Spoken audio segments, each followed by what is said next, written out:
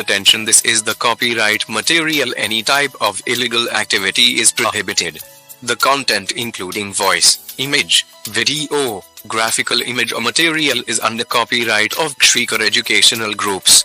You are not authorized to edit physical or electronic aspect or use it for business purpose or to get any financial benefits. We appreciate or permit for only the fair use of it to gain knowledge and preparing for some exams. You can save and share it to anyone for education purpose, but to any change or addition in this video is prohibited. We are the unit of education which provide the educational content for science stream students. Hello students, कैसे हैं आप सब? उम्मीद करता हूं आप सभी अच्छे होंगे। आज जिस टॉपिक के बारे में हम बात करने वाले हैं वो है ग्राफ का ये पार्ट 3 है। ग्राफ के पार्ट 1 और पार्ट 2 के बारे में मैं आपको बता चुका हूं। ग्राफ पार्ट 1 के अंदर मैंने आपको बताया था कि ग्राफ क्या होता है, ग्राफ को किस तरह से कंस्ट्रक्ट किया जाता है, ग्राफ के कंपोनेंट्स क्या क्या होते हैं, कोऑर्डिनेट्स क्या होते हैं, ये सभी हमने डिस्कस किए थे।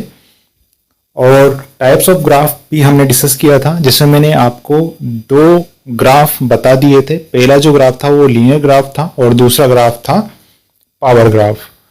तो 2 ग्राफ्स के बारे में हम डिस्कस कर चुके थे पार्ट 1 के अंदर। पार्ट 2 के बारे में मैं आपको बता दूं, ग्राफ पार्ट 2 के अंदर हमने फैक्टराइजेशन के बारे में डिस्कशन किया था।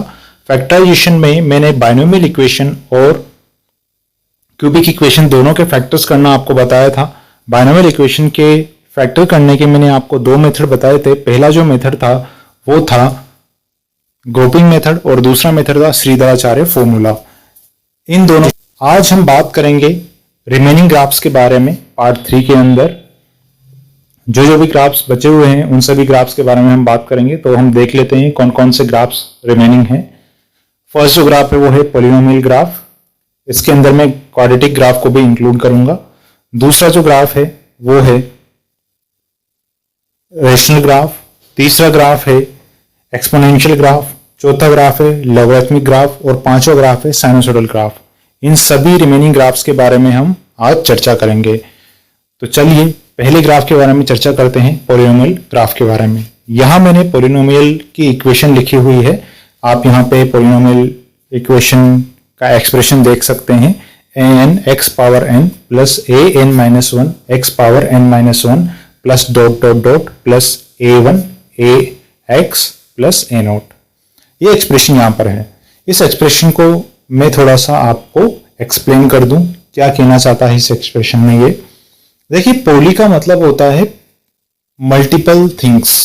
पॉली का मतलब होता है मल्टीपल थिंग्स, कई सारी चीजें हों जिसमें 2 से ज्यादा चीजें जिसमें होना जरूरी होता है। तो यहां पर पहली टर्म देखो, तो पहली टर्म यहां पे लिखी है an x पावर n।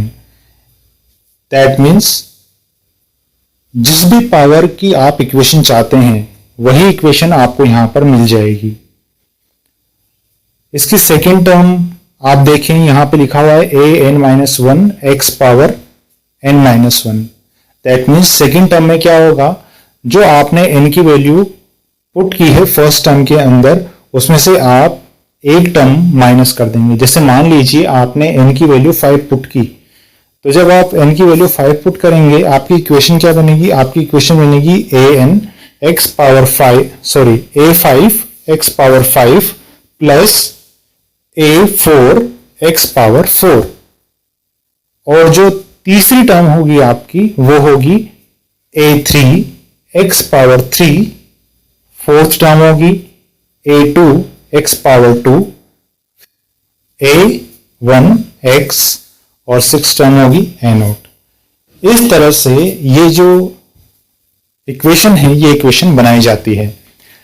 इसमें n की वैल्यू आप कुछ ही पुट कर सकते हैं, लेकिन कंडीशन दी गई है कि आपको n की वैल्यू 0 से इंफिनिटी के बीच में ही पुट करनी है। ऐसा ना हो कि आप यहाँ पे n की वैल्यू नेगेटिव पुट कर दें। Is it clear to you? अब देखिए, यहां पर जो इक्वेशन मैंने आपको पॉलिनोमियल की बताई है, उस इक्वेशन में अगर मैं n की वैल्यू को 1 पुट कर दूं तो मुझे लीनियर इक्वेशन मिल जाएगी, लीनियर ग्राफ की इक्वेशन मिल जाएगी। कैसे? आप यहाँ पे n की वैल्यू 1 पुट कीजिए। जब आप n की वैल्यू 1 पुट करेंगे तो इक्वेशन बनेगी a1 x1 plus a note x power note. समझ में आया? और x पावर नोट की वैल्यू हमेशा 1 होती है। तो लास्ट में जो आपको टर्म मिलेगी वो हमेशा कांस्टेंट मिलेगी, चाहे आप n की वैल्यू कुछ भी रख दीजिए, लास्ट की जो टर्म आपको मिलेगी वो कांस्टेंट मिलेगी। और लास्ट से जो सेकंड, तो इस तरह से आपको ये सारी टर्म्स वहां पर मिलेगी। अब मान लीजिए अगर मैं n की वैल्यू यहाँ पे 2 पुट कर दूं तो मुझे इक्वेशन क्या मिलेगी? मुझे इक्वेशन मिलेगी a2 x power 2 plus a1 x power 1 plus a not. ये मुझे बायनोमियल इक्वेशन मिल जाएगी, या इसको क्वाड्रेटिक इक्वेशन भी कहते हैं। इसके बाद अगर मैं n की वैल्यू 3 पुट कर दूं तो मुझे क्यूबिक इक्वेशन मिलेगी। किस तरह से? यहां देखिए, n की वैल्यू 3 पुट कीजिए, an x power 3 plus a2 x power 2 plus a1 x power 1 plus a not. इस तरह से हमको क्यूबिक इक्वेशन मिल जाएगी। दैट मीन्स आपको करना क्या है पॉलिनोमियल इक्वेशन के अंदर, फिर से हम एक्सप्रेशन को देखते हैं। एक्सप्रेशन में यहां पे लिखा हुआ है an x power n plus an minus 1 x power n minus 1। अब जो हमारे पास तीसरी टर्म आएगी वो आपको एक्सप्रेशन में दिखाई तो नहीं दे रही है, डॉट डॉट डॉट लिखा हुआ है, लेकिन मैं आपको बता दूं तीसरी जो टर्म होगी वो होगी an minus 2 x power n minus 2। Fourth जो टर्म होगी वो होगी an minus 3 x power n minus 3। इस तरह से आप क्या कर 1 को ऐड करते हुए n में से माइनस करते जाएंगे। आप पावर को 1 बाय 1 बढ़ाते जाएंगे और n में से माइनस करते जाएंगे। तो एक ऐसी सिचुएशन आएगी आपके पास जब इसकी पावर n माइनस 1 हो जाएगी। मैं दोबारा बोल देता हूं, जब एक ऐसी इक्वेशन आएगी आपके पास, इसकी जो पावर है वो होगी n माइनस 1। जब आप n में से n माइनस 1 को माइनस करेंगे तो आपको 1 वैल्यू मिलेगी, ओनली 1 मिलेगी। तो ये जो आपको टर्म मिलेगी, इस टर्म में x की पावर 1 हो जाएगी। x की पावर कितनी होगी? 1 हो जाएगी। तो ये आपकी सेकंड लास्ट टर्म होगी। और अगर हम लास्ट टर्म के बारे में बात करें तो ये n की पावर घटते घटते घटते घटते कहां तक पहुंच जाएगी? 0 तक पहुंच जाएगी। तो आप सेकंड लास्ट टर्म में तो n माइनस 1 करेंगे और लास्ट टर्म में आप n में से n को माइनस कर देंगे। जब आप n में से n को माइनस करेंगे तो आपको 0 वैल्यू मिलेगी। इस तरह से आपको यहां पर पॉलिनोमियल इक्वेशंस बनानी है और ये पॉलिनोमियल इक्वेशन का स्टैंडर्ड एक्सप्रेशन है। मुझे उम्मीद है पॉलिनोमियल इक्वेशन क्या है वो आपको थोड़ा समझ में आया होगा। और इसके कुछ ग्राफ्स हैं, वो ग्राफ्स हम यहाँ पे ड्रॉ करेंगे। तो सबसे पहले मैंने यहाँ पे क्वाड्रेटिक इक्वेशन ली है, क्वाड्रेटिक इक्वेशन का मैं ग्राफ ड्रॉ करूंगा। तो इस तरह से आपको ये सारे, मैंने जो क्वाड्रेटिक इक्वेशन यहाँ पर ली है वो है y is equals to x square plus x minus 2। इसका ग्राफ ड्रॉ करने के लिए हमको इसके कोऑर्डिनेट्स चाहिए, x और y के कोऑर्डिनेट्स हमको चाहिए। जब हमें x और y के कोऑर्डिनेट्स मिल जाएंगे तब हम पॉइंट मार्क करेंगे और पॉइंट मार्क करके ग्राफ को प्लॉट करेंगे। तो सबसे पहली स्टेप हमारी ये है यहां पर कि हम y को 0 पुट करेंगे और x के कोऑर्डिनेट फाइंड करेंगे। उसके बाद सेकंड स्टेप हमारी ये होगी कि हम x के कोऑर्डिनेट 0 करेंगे और y के कोऑर्डिनेट फाइंड करेंगे। कहने का मीनिंग ये है कि हमें y बराबर 0 पर x की कौन कौन सी वैल्यूज मिलती हैं वो हम चेक करेंगे और x बराबर 0 पर y की क्या वैल्यू मिलती है वो हम चेक करेंगे। उसके बाद थर्ड स्टेप आती है कि हम x की वैल्यू को माइनस इनफाइनाइट पुट करेंगे और फोर्थ स्टेप आती है कि हम x की वैल्यू को थर्ड स्टेप है हम x की वैल्यू को इनफाइनाइट पुट करेंगे तो y की वैल्यू क्या निकल के आती है, और हम x की वैल्यू माइनस इनफाइनाइट पुट करेंगे तो y की वैल्यू क्या निकल के आती है। इस तरह से हम एक लोअर लेवल लेंगे और एक हायर लेवल लेंगे, पॉजिटिव में भी और नेगेटिव में भी। तो देखिए यहां पर नेगेटिव डायरेक्शन के बारे में हम बात करें तो नेगेटिव एक्सट्रीम पॉइंट कौन सा होता है? माइनस इन्फिनिटी का पॉइंट होता है। और पॉजिटिव में बात करें तो पॉजिटिव में एक्सट्रीम पॉइंट कौन सा होता है? प्लस इन्फिनिटी का होता है। तो हम x की वैल्यू एक बार प्लस इन्फिनिटी रखेंगे और एक बार माइनस इन्फिनिटी रखेंगे। ठीक इसी तरह से हम मिडिल वाला पॉइंट लेंगे जहां पे हम x की वैल्यू 0 कर देंगे और y की वैल्यू भी 0 कर देंगे। तो एक बार x की वैल्यू 0 करने पर y की वैल्यू क्या आती है और y की वैल्यू 0 करने पर x की वैल्यू क्या आती है, तो हमें यहां पे डिफरेंट डिफरेंट कोऑर्डिनेट्स उसके मिल जाएंगे। इसके बाद हमें क्या करना है, ये कोऑर्डिनेट्स जब हमको मिल जाएंगे तो हमें x की ही डिफरेंट डिफरेंट पोजीशंस पे y की डिफरेंट डिफरेंट पोजीशंस फाइंड करनी है, लेकिन कैसे करनी है वो मैं आगे की स्टेप में बताऊंगा। तो यहां पे मैंने एक छोटा सा ब्रीफ इंट्रोडक्शन दिया है इस प्रोसेस का कि कैसे हमको क्या क्या करना है। तो हम स्टेप बाय स्टेप देखते हैं कि हम क्या कर रहे हैं। सबसे पहले स्टेप में स्टेप 1 को हम रीड करते हैं, put y equals to 0। y की वैल्यू आपको 0 पुट करनी है। Factors of equations are x minus 1 comma x। तो कोऑर्डिनेट्स फाइंड करने के लिए हमको क्या करना होगा, या तो ग्रुपिंग मेथड यूज में लेना होगा या श्रीधराचार्य फॉर्मूला को यूज करना होगा। उन्हें यूज करके हम क्या करेंगे, x के कोऑर्डिनेट्स फाइंड करेंगे। तो यहां पे मैंने फैक्टर्स फाइंड कर लिए हैं पहले, इसीलिए मैंने आपको फैक्टराइजेशन पहले पढ़ाया है ताकि आपको कोऑर्डिनेट्स मिल सके ग्राफ प्लॉट करने के लिए। अगर मैं आपको फैक्टराइजेशन नहीं बताता तो आप कैसे फाइंड करते हैं यहां पे। तो इसकी इंपॉर्टेंस आपको समझ में आई फैक्टराइजेशन की कि क्या इंपॉर्टेंस है।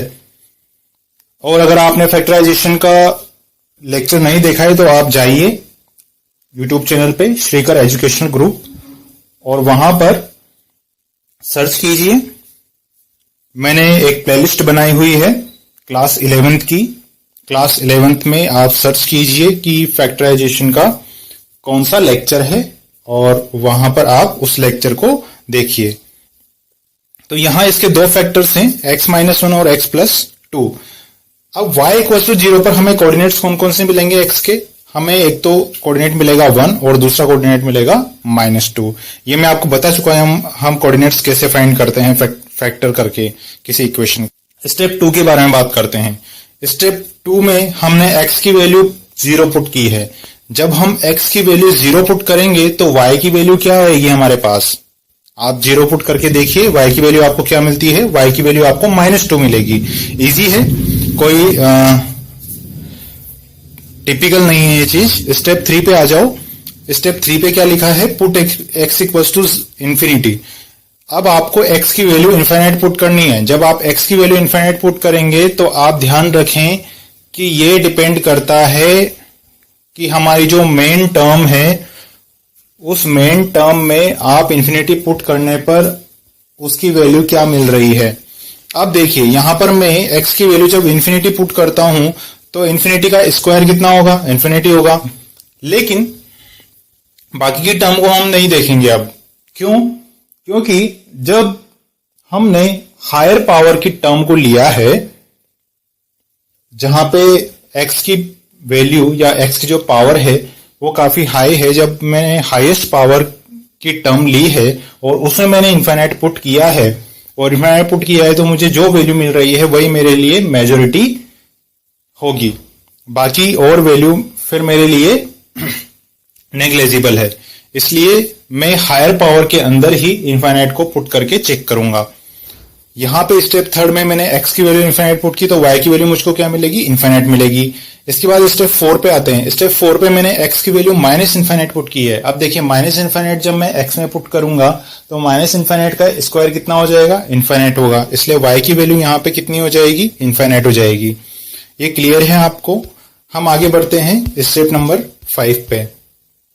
स्टेप नंबर 5 पे आप रीड कीजिए क्या लिखा हुआ है यहां पे। Find y coordinate between 0 to 1 on x axis, put x equals to 1/2 then y equals to -1.25। अब देखिए इसका मीनिंग क्या है वो मैं आपको समझा देता हूं।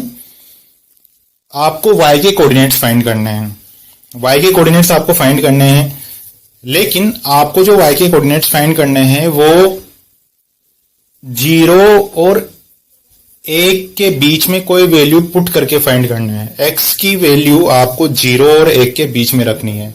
अब मैंने यहां पे 0 और 1 का डोमेन ही क्यों लिया, जिसकी वैल्यू मैं पुट करूंगा यहां पे। देखिए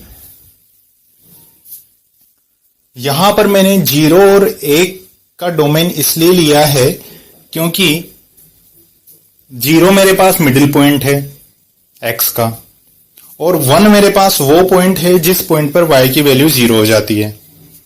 समझ में आया? 0 मेरे पास मिडिल पॉइंट है और 1 वो पॉइंट है जिस पे y की वैल्यू 0 हो जाती है। तो मैं यहां पे इस तरह से दो कोऑर्डिनेट लूंगा x के, और दो कोऑर्डिनेट लेने के बाद मैं उन दोनों के बीच में जो कोई भी वैल्यू आ जाती है उस वैल्यू पे y की वैल्यू फाइंड करूंगा। तो यहां पर 0 और 1 के बीच में जो वैल्यू आ रही है वो है 1/2। आप x की वैल्यू 1/2 पुट करें। जब आप x की वैल्यू 1/2 पुट करेंगे तो आपको y की वैल्यू क्या मिलेगी? -1.25। आप पुट करके देख लीजिए और चेक कीजिए कि क्या यही। नेक्स्ट स्टेप 6 पे आते हैं। यहां मैंने लिखा है find y coordinate between -2, 0 on x axis, put x equals to -1 then y equals to -2।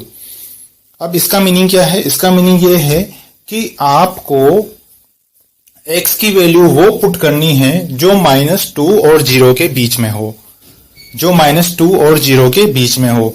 -2 पे y की वैल्यू 0 है और 0 एक मिडिल पॉइंट है, इसलिए हमको -2 और 0 के बीच में ऐसी वैल्यू रखनी है इक्वेशन के अंदर जिससे हमें y का कोई कोऑर्डिनेट मिल जाए।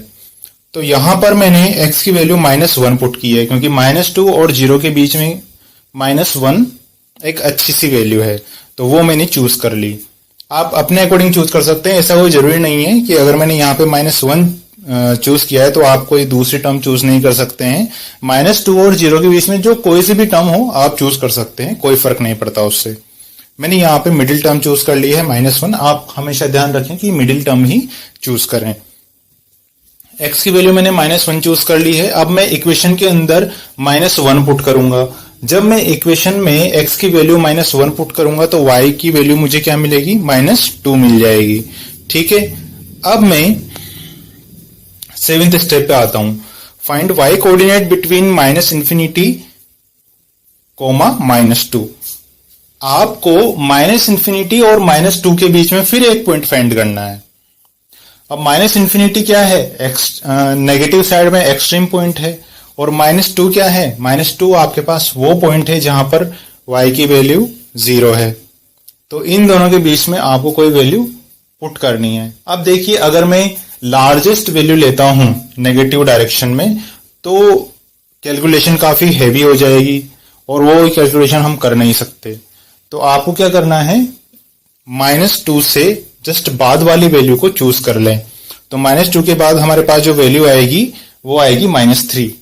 तो -3 को हम यहां पे पुट कर देंगे। तो जब हम x की वैल्यू को -3 पुट करेंगे तब y की वैल्यू हमें क्या मिलेगी? 4 मिलेगी। आप ये वैल्यूज पुट करके एक बार चेक कर लें इक्वेशन में कि y की वैल्यू आपको क्या मिल रही है। अब हम बात करते हैं स्टेप 8 के बारे में। स्टेप 8 में आप देख सकते हैं आपको 1 और इनफाइनाइट के बीच में कोई वैल्यू पुट करनी है। तो 1 और इनफाइनाइट के बीच में कोई भी वैल्यू मैं पुट कर देता हूं। मैं यहां पे 2 वैल्यू पुट कर रहा हूं, x इक्वल्स टू 2 पुट कर रहा हूं। जब मैं x इक्वल्स टू 2 पुट करता हूं तो मुझे y की वैल्यू क्या मिलती है? 4 मिलती है। ठीक है, इसी तरह आप चाहें तो कोई दूसरी वैल्यू यहां पे पुट कर सकते हैं। तो सारी कैलकुलेशंस मैंने कर ली हैं। कैलकुलेशंस मैंने कैसे की है उसका प्रोसेस में आपको एक बार फिर से समझा देता हूं। देखिए, आपको करना क्या है, मोस्ट इंपॉर्टेंट थिंग, आपको करना क्या है? आपको कोई इक्वेशन दी जाएगी, ठीक है। पहली स्टेप ये होती है कि आप x या y, ध्यान से सुनिएगा, पहली स्टेप ये होती है आप x या y दोनों में से किसी भी एक को 0 पुट कर दें। अगर y is the function of x है, y x का कोई फंक्शन है, तो उस कंडीशन में अगर आप x की वैल्यू 0 पुट करते हैं तो y की वैल्यू आपको वहां पे मिल जाएगी। इस तरह से x की वैल्यू 0 पर y की वैल्यू आपको वहां पे मिलेगी, तो आपको x और y का एक पॉइंट मिल जाएगा, एक कोऑर्डिनेट मिल जाएगा। ठीक है, पहला कोऑर्डिनेट तो आपको मिल चुका जब आपने x की वैल्यू 0 पुट की थी। अब हम करेंगे क्या? अब हम y की वैल्यू 0 पुट करेंगे। पहले हमने x की वैल्यू 0 पुट की, अब हम y की वैल्यू 0 पुट करेंगे। तो जब हम y की वैल्यू 0 पुट करेंगे तो अगर बाइनोमियल इक्वेशन है या क्वाड्रेटिक इक्वेशन है तो वहां पर हमें x के 2 कोऑर्डिनेट मिलेंगे। कितने कोऑर्डिनेट मिलेंगे? 2 कोऑर्डिनेट मिलेंगे। तो जब आप y की वैल्यू 0 पुट करेंगे तो x की 2 वैल्यूज मिलेगी आपको। ठीक है, तो x की कितनी वैल्यूज हमने अभी तक ले ली है? x की वैल्यू हमने ली 0 और x की 2 वैल्यूज और ले ली हैं जो कि y की वैल्यू 0 पुट करने पर हमको मिली है। तो इस तरह से x की 3 वैल्यूज हमारे पास हैं अभी। अब हमें क्या करना है? एक्सट्रीम पॉइंट पे x की वैल्यू पुट करनी है। अब एक्सट्रीम पॉइंट कौन सा होता है? इनफाइनाइट होता है। तो हम x की वैल्यू पहले पॉजिटिव इनफाइनाइट पुट करेंगे तो हमें y की वैल्यू मिल जाएगी। फिर हम x की वैल्यू नेगेटिव इनफाइनाइट पुट करेंगे, फिर हमें y की वैल्यू मिलेगी। इस तरह से अब हमारे पास x की कितनी वैल्यूज आ चुकी हैं?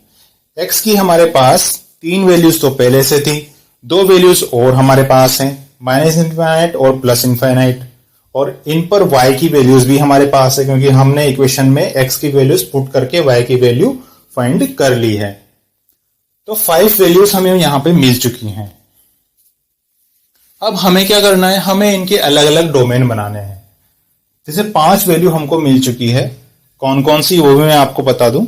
5 वैल्यू हमको मिल चुकी है माइनस इनफाइनाइट, -2, 0, 1 और इनफाइनाइट। ये वैल्यूज हमको मिल चुकी है। तो आपको यहां पे डोमेन दिखाई दे रहा होगा, यहां पे लिखा हुआ है डोमेन। तो हमने जो पहला डोमेन लिया है वो लिया है माइनस इनफाइनाइट से -2 के बीच में।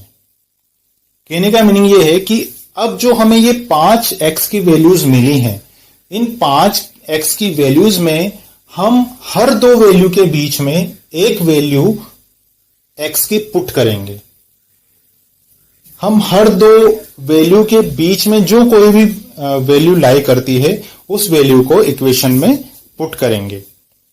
तो हमने जो पहली 2 वैल्यूज ली हैं वो ली है माइनस इनफाइनाइट से -2। माइनस इनफाइनाइट से -2 के बीच में मैं कौन सा पॉइंट ले सकता हूं? अब आपको यहां पे थोड़ा सा अपना दिमाग यूज करना है। क्या हम ऐसा पॉइंट ले जो जिसकी वैल्यू काफी ज्यादा हो, जो इनफाइनाइट के पास हो, या ऐसी वैल्यू लें जो -2 के पास हो? अगर हम काफी बड़ी वैल्यू ले लेंगे तो प्रॉब्लम हमारे लिए ज्यादा क्रिएट हो जाएगी। तो हम बड़ी वैल्यू नहीं लेंगे, हम लार्ज वैल्यू नहीं लेंगे, हम वहां पे छोटी ही वैल्यू लेने की कोशिश करेंगे ताकि कैलकुलेशन इजी हो। तो यहां पे -2 है, -2 है तो मैं कौन सी वैल्यू लूंगा? -3 ले लूंगा क्योंकि वो माइनस इनफाइनाइट और -2 के बीच में है। तो मैंने यहां पे चूज कर लिया -3 को। अब मैं -3 वैल्यू पुट करके y की वैल्यू फाइंड करूंगा इक्वेशन के अंदर। यहां तक समझ में आया? अब देखो, पहला डोमेन हमारा कंप्लीट हो चुका है। 5 वैल्यू मिली थी, 5 में से हमने 2 वैल्यू चूज की, माइनस इनफाइनाइट और -2, और इनके बीच में जो कोई भी वैल्यू आ जाए उस वैल्यू को आपको इक्वेशन में पुट करके y की वैल्यू फाइंड करनी है। तो हमने पहला डोमेन तो सेलेक्ट कर लिया। अब दूसरा डोमेन हमारा क्या होना चाहिए? दूसरा डोमेन हमारा होना चाहिए -2 से लेके 0 के बीच में। ठीक है, तो -2 से लेके 0 के बीच में हम कौन सी वैल्यू पुट कर सकते हैं? -2 से 0 के बीच में हम पुट कर सकते हैं -1। ये हमारे लिए इजीएस्ट है, तो हम -1 पुट कर देंगे इक्वेशन के अंदर और वहां से y की वैल्यू फाइंड कर लेंगे।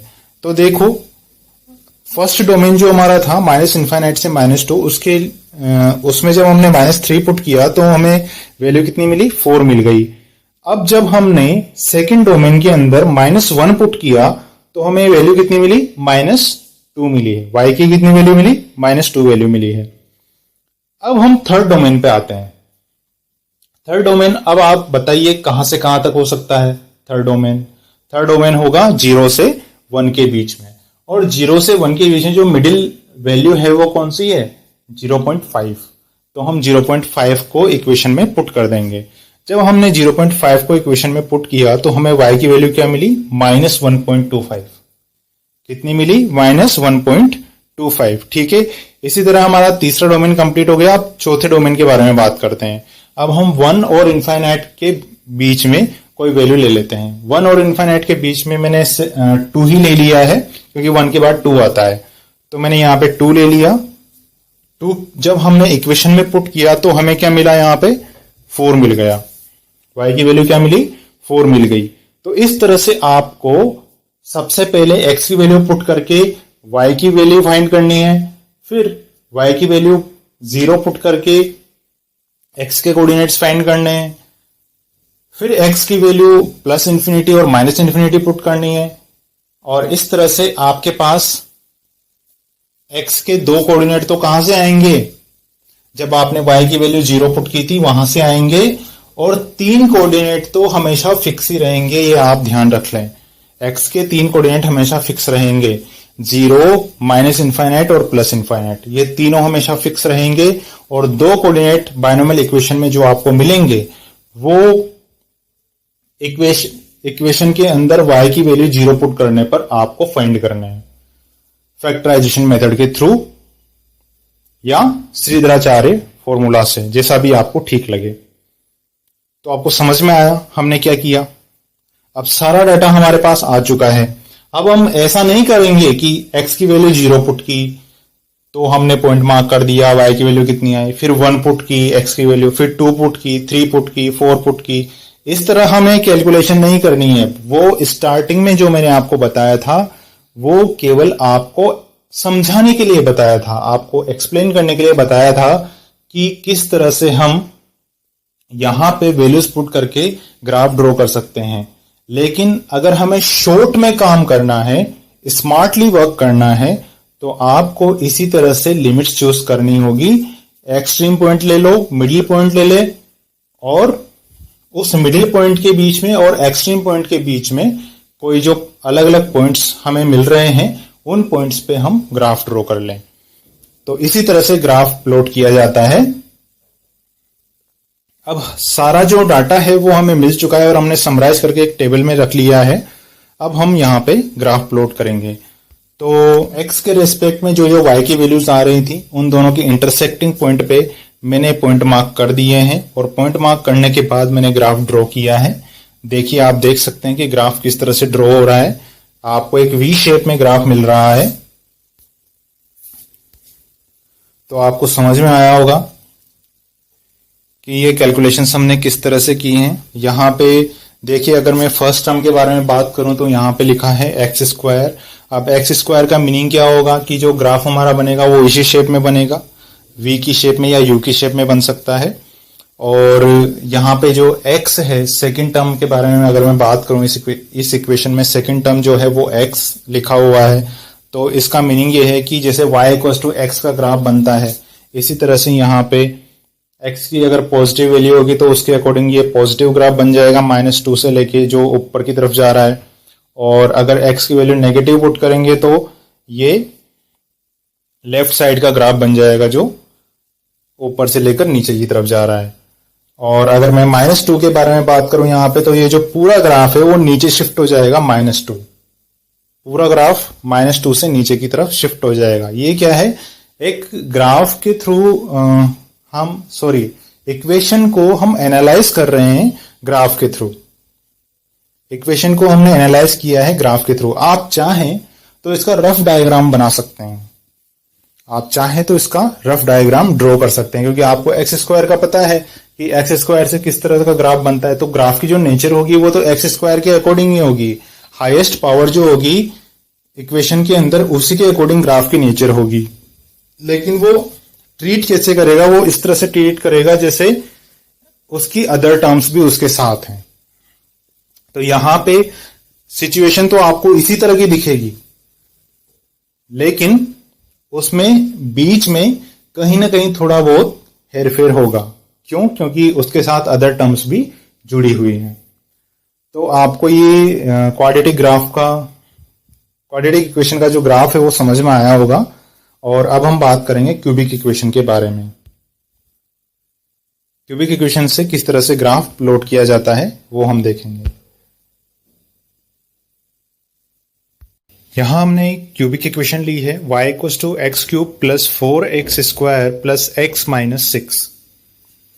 ये एक क्यूबिक इक्वेशन है और इस क्यूबिक इक्वेशन में हम वही प्रोसीजर फॉलो करेंगे जो प्रोसीजर हमने क्वाड्रेटिक इक्वेशन में किया था।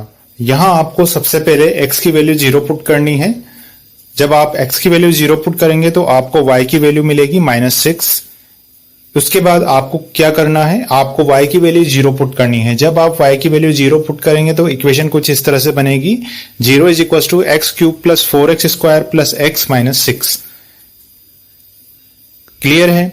जब ये इक्वेशन इस तरह से बन जाएगी तो आपको इस इक्वेशन के फैक्टर्स फाइंड करने हैं। फैक्टर्स फाइंड कैसे करने हैं वो मैंने आपको बता दिया है।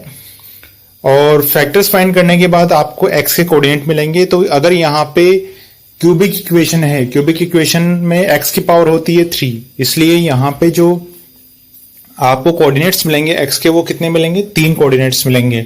जब आपको 3 कोऑर्डिनेट्स मिल जाएं तो यहां पर आपके पास x की कितनी वैल्यूज हो गई हैं, अब 0 पहले आपने ली थी और x की 3 वैल्यूज और आपके पास हैं। दैट मीन्स 4 वैल्यूज आपके पास हैं x की, और इन्हीं 4 वैल्यूज पर आपको y की वैल्यू भी पता है कि y की वैल्यू क्या होगी। इस तरह से आपके पास कितने कोऑर्डिनेट्स आ गए, 4 कोऑर्डिनेट्स आ गए x और y के।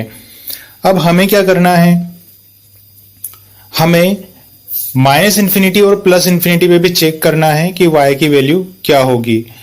आप -∞ पुट करें x की वैल्यू, जब आप x की वैल्यू -∞ पुट करेंगे तो y की वैल्यू भी -∞ होगी, और जब आप x की वैल्यू +∞ पुट करेंगे तो आपके पास y की वैल्यू भी +∞ आएगी। इस तरह से आपको यहां पे फिर से अलग अलग लिमिट्स मिल जाएगी x की। अब मैं यहां पे चेक कर लेता हूं कि मेरे पास x की कितनी वैल्यूज हैं। 3 वैल्यू तो मुझे फैक्टराइजेशन से मिली है और 3 वैल्यू मेरे पास पहले से फिक्स होती हैं, 0, -∞ और +∞। तो इस तरह से मेरे पास x की 6 वैल्यूज हैं, और इन 6 वैल्यूज के लिए मैं हर 2 वैल्यूज के बीच में एक टर्म फाइंड करूंगा। वो प्रोसीजर मैं आपको पहले ही बता चुका हूं जब मैंने क्वाड्रेटिक इक्वेशन के बारे में आपको बताया। तो आपको क्या करना है, आपको फर्स्ट डोमेन यहां पर लेना है। फर्स्ट डोमेन आपको जो यहां पर लेना है वो लेना है -∞ से -3 के बीच में। -∞ से -3 के बीच में जब आप एक पॉइंट लेंगे तो मुझे कौन सा पॉइंट लेना चाहिए, जो -3 के बाद आता हो। तो जस्ट -3 के बाद जो पॉइंट आएगा वो आएगा -4। तो यहां पर हम x की वैल्यू ले लेंगे -4। अब आपको दूसरा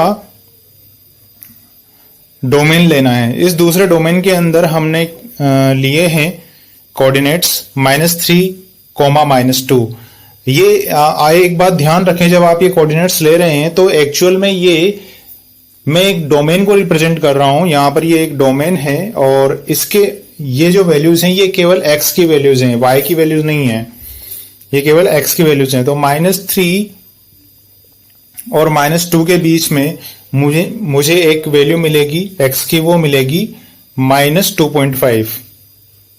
क्या मिलेगी, -2.5। तो x की वैल्यू में -2.5 पुट करूंगा और y की वैल्यू फाइंड करूंगा। उसके बाद मैं अगला डोमेन लूंगा जो होगा -2 और 0 के बीच में। यहां पर मैं x की वैल्यू -1 लूंगा और -1 पे y की वैल्यू फाइंड करूंगा इक्वेशन में x की वैल्यू पुट करके। इसके बाद अगला जो मेरे पास डोमेन है वो है 0 से 1, और 0 से 1 के बीच में मैं जो वैल्यू लूंगा x की वो होगी 0.5, और 0.5 पर मुझे फिर से y की वैल्यू फाइंड करनी है। इसके बाद जो डोमेन लूंगा वो लूंगा 1 to ∞, और 1 to ∞ के बीच में x की वैल्यू हो जाएगी 2, और 2 की वैल्यू जब मैं इक्वेशन में पुट करूंगा तो मुझे y की वैल्यू मिल जाएगी। इस तरह से अलग अलग पॉइंट्स पर मैं अलग अलग वैल्यूज y की फाइंड करूंगा। जब ये सारी वैल्यूज मुझे मिल जाएंगी तो मैं क्या करूंगा, इसको एक टेबल के थ्रू रिप्रेजेंट कर दूंगा। तो यहां आप देख सकते हैं मैंने x की वैल्यू पुट करके y की वैल्यूज फाइंड कर ली हैं, और सभी को समराइज करके मैंने एक टेबल ड्रॉ कर दी है।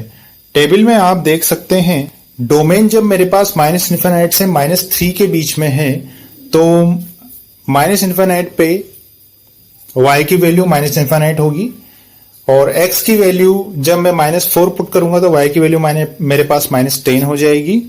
सेकंड डोमेन के बारे में बात करते हैं। सेकंड डोमेन में -3 और -2 के बीच में मुझे वैल्यू पुट करनी है। जब मैं -3 और -2 के बीच में जो वैल्यू मैंने पुट की है वो -2.5 है। इस वैल्यू पर हमारे पास y की वैल्यू आई है 0.9। अगले डोमेन के बारे में बात करते हैं, -2 और 0। -2 और 0 के बीच में जो वैल्यू हमने ली है वो ली है -1 और -1 पर y की वैल्यू हमें मिली है -4। अगले डोमेन के बारे में बात करते हैं 0 और 1। 0 और 1 के बीच में जो वैल्यू आती है वो आती है 0.5। 0.5 को जब मैं इक्वेशन में पुट करूंगा तो y की वैल्यू मुझे मिल जाएगी -4.4। इसके बाद जो अगला डोमेन है हमारे पास वो है 1, इनफाइनाइट। तो 1 और इनफाइनाइट के बीच में जो मैंने वैल्यू ली है x की वो ली है 2। तो यहां पर जब मैं वैल्यू 2 पुट करूंगा तो मुझे y की वैल्यू मिल जाएगी 20। इस तरह से x की अलग अलग वैल्यूज पे मुझे y की अलग अलग वैल्यूज मिली हैं। अब हम यहाँ पर एक ग्राफ ड्रॉ करेंगे। ग्राफ ड्रॉ करने के लिए हमको डाटा चाहिए था, डाटा हमको मिल चुका है और अकॉर्डिंग टू डाटा हम सारे पॉइंट्स यहाँ पे मार्क करेंगे।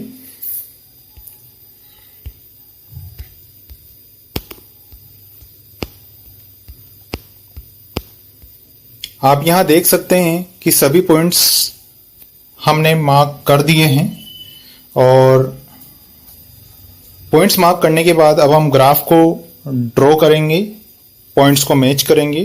तो देखिए किस तरह से ग्राफ ड्रॉ हो रहा है, आप यहां पे देख सकते हैं।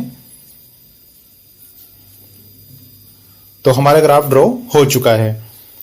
अब देखिए हमने पॉलिनोमियल ग्राफ के अंदर क्वाड्रेटिक इक्वेशन और क्यूबिक इक्वेशन दोनों के ग्राफ ड्रॉ कर लिए हैं। इससे आगे की अगर कोई पावर आपके पास आती है जिसका ग्राफ आपको ड्रॉ करना होता है तो उसे भी आप इजीली इसी प्रोसेस से कर सकते हैं। आपको कुछ उसमें ज्यादा एफर्ट करने की जरूरत नहीं है। एक बात ध्यान रखें कि जो पॉलिनोमियल आपको मिलेगी वो पॉलिनोमियल इक्वेशन के अंदर जो फर्स्ट टर्म होगी उस फर्स्ट टर्म पर ही ग्राफ का नेचर डिपेंड करता है। उसकी फर्स्ट टर्म क्या है? यहां पर क्यूबिक इक्वेशन के अंदर फर्स्ट टर्म जो है वो x की पावर क्यूब है, इसलिए इस तरह का ही फॉर्मेट आपको यहां पर मिलेगा, इस तरह का ही नेचर आपको यहां पे मिलेगा। लेकिन आप साथ में यहां पे देख सकते हैं कि एक्स स्क्वायर की फॉर्म भी है तो एक्स स्क्वायर का इफेक्ट भी इसमें आएगा। यहां पर x की टर्म भी है तो x का इफेक्ट भी इसमें आएगा। तो हर एक चीज यहां पर इंक्लूड होगी। तो आपको समझ में आया किस तरह से हमें ग्राफ ड्रॉ करना है। तो आज का लेक्चर हम यहीं पे फिनिश करते हैं और अगले लेक्चर में हम बात करेंगे रेशनल ग्राफ के बारे में, एक्सपोनेंशियल ग्राफ के बारे में, लॉगरिथमिक ग्राफ के बारे में और साइनसोइडल ग्राफ के बारे में। तो उम्मीद है आज का लेक्चर आपको समझ में आया होगा। अगर आपको थोड़ा ये टिपिकल लगा है तो आप इसको फिर से एक बार देखिए, 2 बार देखिए, 3 बार देखिए, आपको जरूर ये समझ में आ जाएगा। फिर भी आपकी कोई क्वेरी होती है, आपको कोई प्रॉब्लम होती है, आपको नहीं समझ में आता तो आप मुझे कमेंट बॉक्स में कमेंट कीजिए। मेरी मेल आईडी है, मेल आईडी पे मुझसे क्वेश्चन पूछिए। अगर आपको आगे आने वाले वीडियोस का नोटिफिकेशन चाहिए तो आप चैनल को सब्सक्राइब कीजिए। चैनल को सब्सक्राइब करने के बाद नोटिफिकेशन बेल को प्रेस कर दीजिए और वीडियो को ज्यादा से ज्यादा शेयर कीजिए। ये आपको मैं फ्री एजुकेशन प्रोवाइड करवा रहा हूं। अगर आपको जरूरत है या आपके जैसे ही कोई बच्चे हैं जिनको फ्री एजुकेशन की जरूरत है तो प्लीज मेरी रिक्वेस्ट है आपसे कि आप उनको ये वीडियो शेयर कीजिए और ज्यादा से ज्यादा नॉलेज गेन कीजिए। मुझे उम्मीद है कि आपको ये चीजें समझ में आ रही होंगी और फिर भी अगर आपके पास कोई क्वेश्चन है, कोई क्वेरी है तो आप वो मुझसे पूछ सकते हैं। मेल आईडी पे मुझसे कांटेक्ट कीजिए, फेसबुक आईडी पे आप कांटेक्ट कर सकते हैं। आप नीचे कमेंट बॉक्स में अपनी क्वेरी रख सकते हैं, मुझसे पूछ सकते हैं। सारे लिंक्स जो हैं वो मैंने डिस्क्रिप्शन में दिए हुए हैं। और एक रिक्वेस्ट और है, टेलीग्राम ग्रुप को ज्वाइन कीजिए। वहां पर IIT JEE नीट एग्जाम के रिगार्डिंग जितनी भी इंफॉर्मेशन है वो मैं आपको प्रोवाइड करूंगा और साथ में जो वीडियो हमारी आएगी वो वीडियो की इंफॉर्मेशन भी आपको वहां पे मिल जाएगी। तो आज के लिए इतना ही। नेक्स्ट लेक्चर में हम रेशनल ग्राफ और एक्सपोनेंशियल ग्राफ और लॉगरिथमिक ग्राफ के बारे में डिस्कस करेंगे। Thank you, tata, good bye. Video देखने के लिए हम आपका धन्यवाद करते हैं। हमारी संस्था विद्यार्थियों को YouTube के माध्यम से निःशुल्क शिक्षा प्रदान करती है। अगर आपको ये वीडियो अच्छी लगी हो तो इसे अधिक से अधिक लोगों को शेयर कीजिए जिन्हें मुफ्त शिक्षा की आवश्यकता है। हमारी संस्था IIT JEE नीट कक्षा 11 कक्षा 12 CBSE या स्टेट बोर्ड में अध्ययन कर रहे विद्यार्थियों को फिजिक्स वीडियो लेक्चर उपलब्ध कराती है। वीडियो की गुणवत्ता ठीक हो उसके लिए हमने समझाने के लिए एनिमेशन का उपयोग किया है जिससे फिजिक्स जैसा कठिन विषय आसानी से समझ आ सके। आपसे निवेदन है कि हमारे YouTube चैनल को लाइक और सब्सक्राइब कीजिए। ज्यादा से ज्यादा शेयर कीजिए। आगामी आने वाले वीडियो की जानकारी के लिए चैनल को सब्सक्राइब करने के बाद पास में बने बेल आइकन को दबा दीजिए। आप हमें इंस्टाग्राम, ट्विटर और फेसबुक अकाउंट पर भी फॉलो कर सकते हैं। IIT नीट, CBSE और स्टेट बोर्ड से संबंधित सूचना तथा वीडियो लेक्चर्स की जानकारी के लिए हमारे टेलीग्राम ग्रुप को ज्वाइन कीजिए। सभी लिंक्स नीचे डिस्क्रिप्शन में दिए गए हैं।